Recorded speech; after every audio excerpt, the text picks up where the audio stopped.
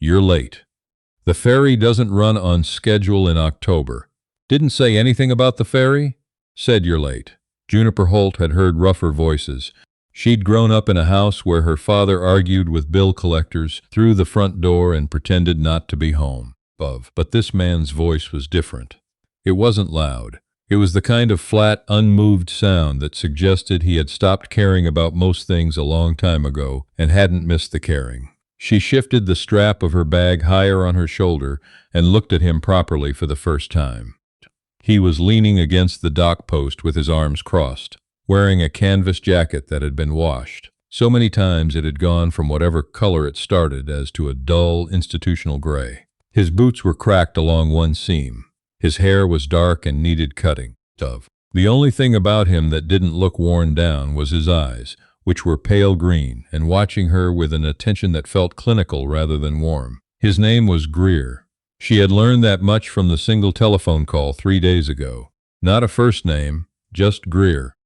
He was her husband as of 47 minutes ago, signed in front of a justice of the peace in a rented office above a hardware store in Hartfield, Nova Scotia, with a notary named Doug as their only witness. Doug had smelled of instant coffee and wished them well with the specific brand of hollow sincerity perfected by civil servants everywhere. Juniper was 24 years old. She was not in love. She was, in the precise and practical sense of the word, desperate. Her mother had died in February, quietly, the way she had lived, without asking anyone for anything. The house had gone with her, technically, since it turned out the mortgage had been 3 years behind and no one had told Juniper. The part-time job at the print shop covered groceries on a good week. She had $38 in her bank account the morning. She answered the ad in the regional classifieds, the kind of small box listing people still placed in the back pages of community papers. Woman needed. Remote work, room and board provided. Marriage preferred for legal purposes. No romantic expectations. Apply in person. Hartfield Harbor office asked for Greer. She had read it 4 times. She had called the number. She had gotten on a bus. "Trucks at the north lot," Greer said. He picked up the larger of her 2 bags without asking, turned and walked. Juniper followed because there was nothing else to do. The truck was ancient and smelled of diesel and fish brine. The passenger seat had a rip in the vinyl that had been mended with electrical tape. She sat on it with her bag in her lap and watched the small gray town of Hartfield slide past the window as they pulled out of the lot and headed north. He didn't speak. He drove the way he did everything else, apparently, with absolute economy, no wasted motion. After 20 minutes, the town gave way to the coast road. The Atlantic spread out to her right, flat and cold and pewter-colored under the October sky. The shoreline here was nothing like the polished vacation brochure version of the Maritimes. It was rocky and abrupt, the spruce trees growing sideways from the constant wind off the water. The gravel shoulders of the road rutted and heaved from 100 freeze-thaw cycles. "How far?" Juniper asked. 2 hours to the launch. Another 40 minutes on the water. "You live on an island." Yes, she had known this. He had told her on the phone, or rather, he had stated it the way someone states a fact about the weather, without any apparent awareness that it was the kind of information that might cause a normal person to ask follow-up questions. She had asked some anyway. He had answered in the shortest possible sentences. She had decided to go regardless, because the alternative was asking her friend Tamsin if she could sleep on the couch again. And Tamsin had a new boyfriend and a 1-bedroom apartment, and had already been too kind for too long. The rain started around the first hour. Not dramatic rain. Maritime rain, which is a different category entirely. Thin, persistent, personal. It found every gap in the window seal and laid a fine mist along the inside of the glass. Greer turned the heat on. This seemed like the extent of the concession he intended to make to the weather and to her presence both. At some point, Juniper's stomach made a sound that she could not have prevented with any amount of dignity. Greer didn't look at her. He reached behind the seat, dragged forward a paper bag, and set it on the bench between them without a word. Inside were 2 gas station sandwiches and a coffee in a paper cup that had stopped being hot somewhere around Hartfield. She ate the sandwich anyway. She drank the coffee. It was terrible. She didn't say thank you, and she didn't know why. except that something about his entire manner suggested that gratitude would be received as an inconvenience. The launch point was a small wharf at the end of a gravel road that seemed to have been put there specifically to make a point about remoteness. A flat-bottomed aluminum workboat was tied to the dock, bobbing in water that was choppy enough to make Juniper's stomach renegotiate its position on the sandwich. Greer loaded her bags into the boat with the same efficiency he applied to everything. He handed her a life jacket. She put it on. He started the outboard motor on the second pull. The crossing was not kind. The October chop slapped the aluminum hull in a rhythm that jarred her spine with each wave. Salt spray came over the gunwale intermittently.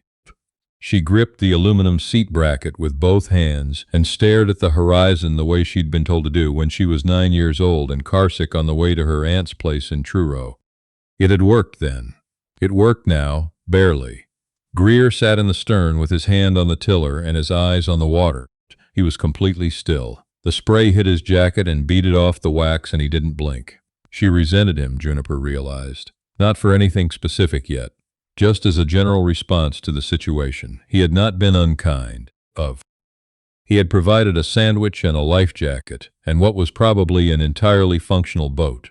But there was something in his absolute self-containment that felt like a verdict about her. Some assessment she hadn't known she was being subjected to. The island came into view through the rain as a dark shape, low and tree-covered, rising from the gray water. Closer in, she could make out a dock, a boat shed, a path leading up from the shore. Then, as the boat rounded the southern headland, and she got the full view of what was behind the tree line, Juniper stopped gripping the seat bracket. Her hands went still in her lap. On the high ground at the center of the island, set back behind a low fieldstone wall and a line of white spruce, stood a house, not a cabin. Not the weathered salt box she had constructed in her mind over 2 days of bracing expectations. A house. A large, serious, gray-painted house with cedar shingle siding and a wide wraparound porch and dormers in the roofline and windows. Tall windows with good glass that caught the flat light of the afternoon and held it. It was the kind of house that old money built in the Maritimes, and then handed down for generations without making a fuss about it. Juniper stared at it. She looked at Greer. He was tying the boat to the dock. He stepped out, tied the second line, picked up her bags. "Watch the ramp," he said. "It's slick." She got off the boat. She stood on the dock, and water ran down the back of her collar, and she looked up at that house on the hill, and she felt something shift inside her chest that was not relief. It was anger. Clear, righteous, blinding anger. The kind that arrives all at once when your body has finally processed what your brain has been too cold and tired to deal with. She caught up to him on the path. He was already 10 yards ahead, her bags over his shoulders. "Stop," she said. He stopped. He turned. "What is that?" She pointed up the hill. Greer looked at the house. He looked back at her. "That's where we live," he said. "That is not the house of a man who posts a classified ad looking for a wife for legal purposes." She said the last 2 words exactly the way he had said them on the phone, flat and businesslike. "No," he agreed. "You dressed like someone who buys their coffee at a gas station." "I did buy it at a gas station." "You drove a truck that has electrical tape holding the seat together." "The truck works." The rage in her chest found its center. "You let me spend 2 days thinking I was going to be keeping house for someone who lived in a work camp. You let me sit in that boat for 40 minutes absolutely certain. I was about to walk into a one-room shack with a composting toilet and no insulation. And I was fine with that, Greer. I made my peace with it, because it was better than what I had. And you." She stopped, breathed. "You have that." She gestured at the house again. Greer set her bags down on the path. He looked at her with those pale green eyes that didn't give anything away and said, "Come inside before you lose feeling in your hands. I'm not finished. You can be angry inside," he said. "The porch is covered." She was so furious, she could have walked back down to the boat and sat in it for the rest of the day out of pure spite. She followed him up the path instead because it was raining harder, and her socks were wet, and there was a limit to how much a person could sacrifice to principle. The porch was deep and covered and looked out over the water. She stood on it and dripped while Greer unlocked the front door. The key was old, heavy iron. the kind that belonged in a lock that had been there for 100 years. Inside, the house was warm. Someone had left a fire burning in the wood stove in the front room. The ceilings were high. The floors were wide plank softwood, worn smooth.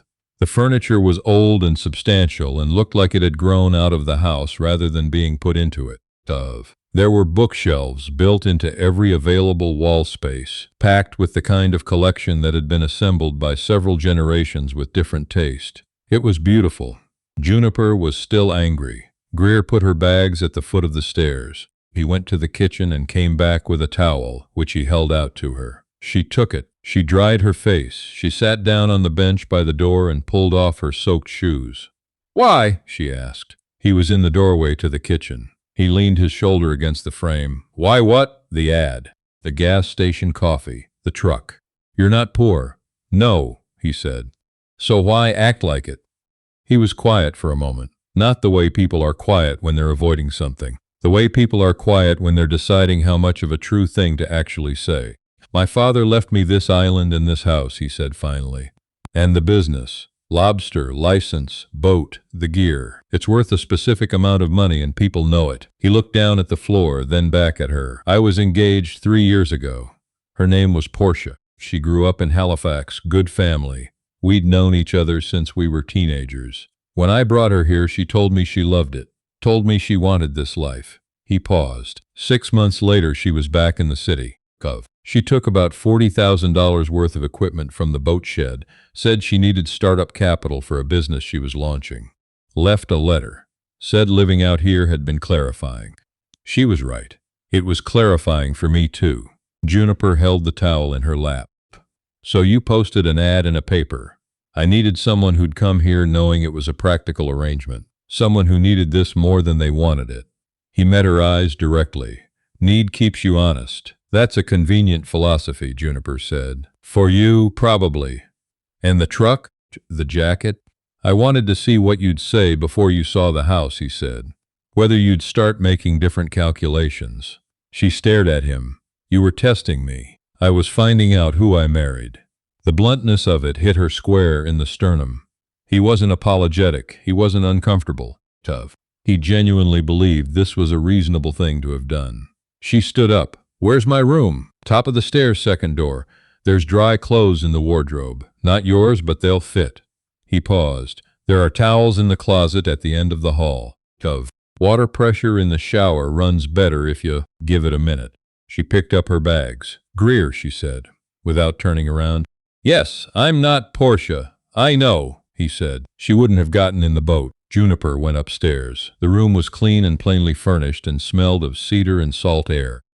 The wardrobe held folded wool sweaters and flannel shirts, soft with age, that weren't hers but fit like they might have been made for someone with a similar sense that comfort mattered more than appearance. She changed into them. She sat on the edge of the bed for a long moment with her hands in her lap, listening to the wind off the water against the window glass. Then she went back downstairs. The kitchen was where the house showed its real self. Big wood table, worn down in the middle from decades of use. A cast iron stove that radiated the kind of steady heat you only get from something that has been burning since before you were born. Copper pots on hooks above the counter. Outside the window, the Atlantic, steel gray and continuous. Greer was making dinner. He moved around the kitchen without any of the performance that people who want to be noticed cooking usually display. He was just cooking, a chowder from the smell. Smoked fish and potatoes and cream and the particular sweetness of leeks going soft in butter. Juniper found a dish towel and started drying the bowls he'd left in the rack without being asked. He didn't say anything about it. They ate at the table with the window dark behind them and the wood stove ticking in the front room. The chowder was very good. She ate the entire bowl and pushed the bread roll into the last of the broth and ate that too. She was aware of him noticing and not commenting, which was perhaps the first thing he'd done since she arrived that she found she actually appreciated. "Is there work?" she asked. "Yes." "What kind?" He listed it. Keeping the main house. There was a secondary structure on the east side of the island. The original homestead, older, smaller, that had been converted to a guest facility years ago and hadn't been maintained properly since his father's illness. It needed work. There were records to keep for the license. In spring, during hauling season, the hours were long and she'd need to manage the house largely on her own. He said all of this without apology and without making it sound like an offer. It was what the work was. Fine, she said. He looked at her. I worked the early shift at a print shop for 2 years, she said. I can manage a guest house. The first week was its own particular quiet. Greer left before first light. She heard the motor on the workboat and lay awake for a few minutes in the dark, adjusting to the absence of city sound, to the presence of the water and the wind and nothing else. She got up. She learned the house the way you learn a new piece of land, slowly, on your own terms. The guest house on the east side was worse than neglected. Half the windows had been sheeted in plastic, and the insulation in the back room had gone soft with moisture, and there was a family of red squirrels that had made themselves comfortable in the eave. She went through it room by room with a notebook, writing down what needed doing. She found the supply shed and took an inventory. She found the account books in the filing cabinet in Greer's office and balanced 2 years of records that had been left more or less half-finished, because whoever had been helping with that had stopped and apparently no one had picked it up again. She didn't tell him any of this. She just did it. In the evenings he came home. He washed up at the pump house rather than tracking anything into the kitchen. He ate what she'd made or made something himself when she had nothing done, without comment either way. They talked about practical things, the tide schedule, a broken latch on the boat shed door, whether the guest house eave needed professional attention or could be managed with wire mesh and patience. After 10 days, she found the library.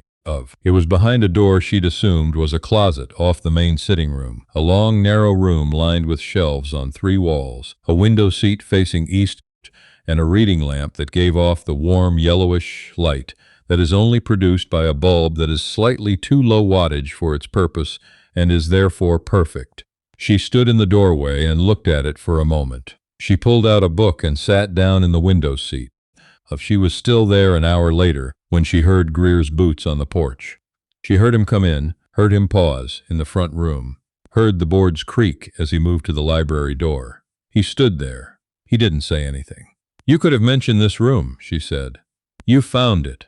She looked up at him. In the low light, his expression was not exactly different, but it was less closed than usual. Something at the edges. "Sit down, Greer." He looked at the chair across the window seat. He sat. He reached for a book that was lying face down on the small table beside it, which suggested he'd been in the middle of it recently. He opened it. They read in silence for nearly an hour. It wasn't peace, exactly. It was something more cautious than peace. But it was warmer than anything that had happened between them in the preceding 10 days, and it was real, which counted for more than she'd expected. On the 14th evening, he came in later than usual. She had kept dinner warm. He sat down and ate, and then he set his fork down and looked at the wall for a moment. "The lobster license," he said. "It goes to a spouse, not a business partner, under the federal rules. That's the legal reason I put in the ad." She had wondered. She hadn't asked. "When my father died," he continued, "there was a 6-month window to transfer the license within the family structure. I'd already been turned down for a transfer extension. I was out of time." He looked at her. "I couldn't lose the license. It's what he built. So you married a stranger." "I married someone who needed a place to be," he said, "and I needed the license to transfer. It was honest. It was efficient," she said. Most honest things are." She looked at him across the table. He had a scar along his left jaw she'd noticed before, and never mentioned, old and thin, the kind that comes from something falling rather than anything deliberate. His hands were rough in the specific way of someone who'd been doing physical work outside since adolescence. He wasn't soft. He wasn't going to become soft. But she thought about the day she'd arrived, and the gas station coffee, and the way he'd turned the heat on in the truck without being asked, and how he'd handed her the life jacket before getting in the boat himself, and how the chowder had been, quietly and without announcement, very good. "I started on the East Guest House," she said. He was still.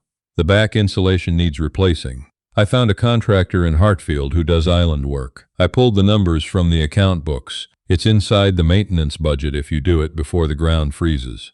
She paused.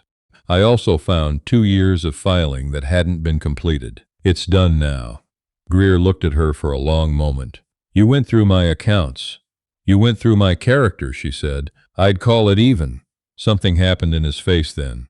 It wasn't a smile, not quite. It was too brief and too involuntary for a smile, but it was close enough. He stood up and came back from the kitchen with 2 glasses and a bottle of dark rum that had a homemade paper label from a small distillery in Cape Breton. He set a glass in front of her.